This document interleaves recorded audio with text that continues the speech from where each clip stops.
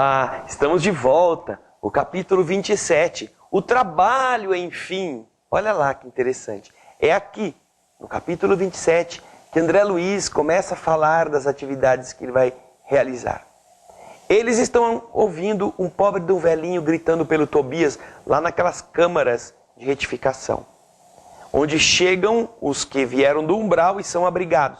Na verdade não é quarto, não é uma coisa assim, faz lembrar, sem que ele diga que seja isso, em uma condição bem melhorada, mas faz lembrar aquela masmorra, aquelas regiões de prisão em alguns palácios ou alguns castelos, não é? Que ficavam no subterrâneo. É claro que não é uma masmorra onde as pessoas ficam presas, mas é um lugar mais escuro.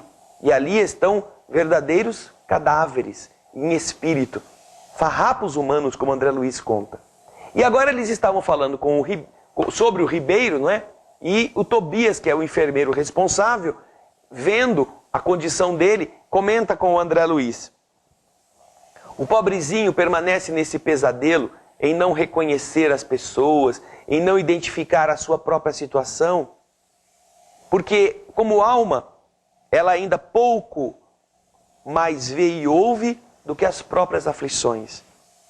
Ela estava ainda presa a ela mesma.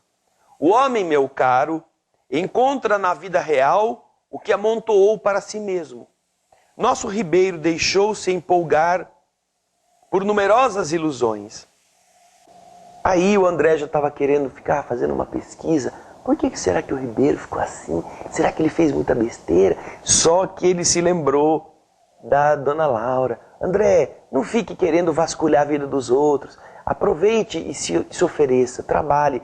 Depois, mais adiante, você aprende a pesquisar. Mas agora, mate essa vontade, essa curiosidade vazia e seja útil. Tobias, então, diante do André silencioso, que havia aprendido as lições de Dona Laura, ele dirige ao doente algumas palavras generosas, prometeu que ia ajudá-lo, providenciar recursos para a melhoria e pediu a ele que não se aborrecesse, não é? Por estar ali preso na cama.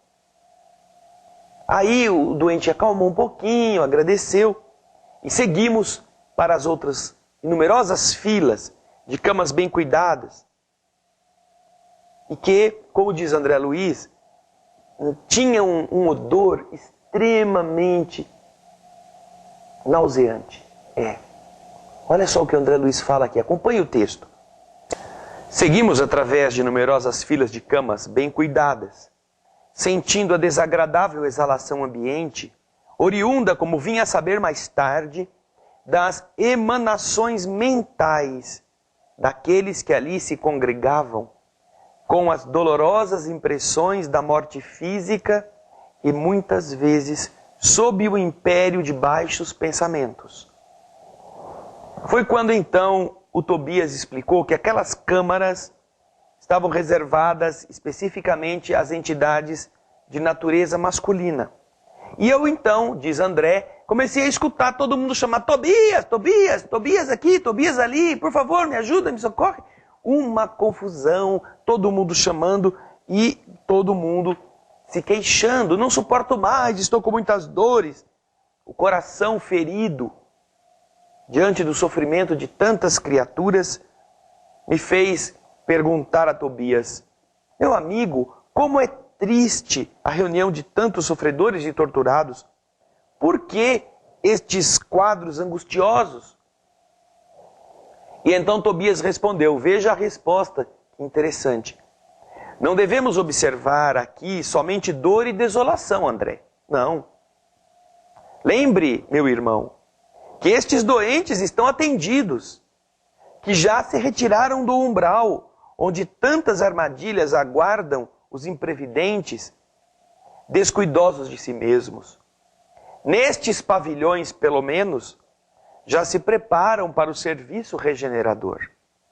Quanto às lágrimas que vertem, recordemos, André, que devem a si mesmos esses padecimentos. A vida do homem está centralizada onde centralize ele o próprio coração. Estes são contrabandistas da vida eterna.